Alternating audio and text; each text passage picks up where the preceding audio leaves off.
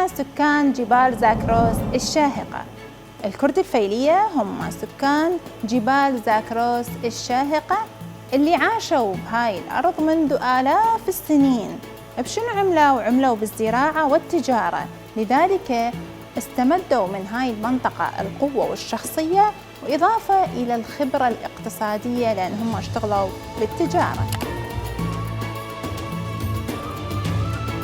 الكرد الفيلية لهم تواجد عريق في كل من خانقين، جلولاء، مندلي، بديالة، ولهم تواجد في بدرة وجسان، زرباطية، وكوت بواسط، وبغداد.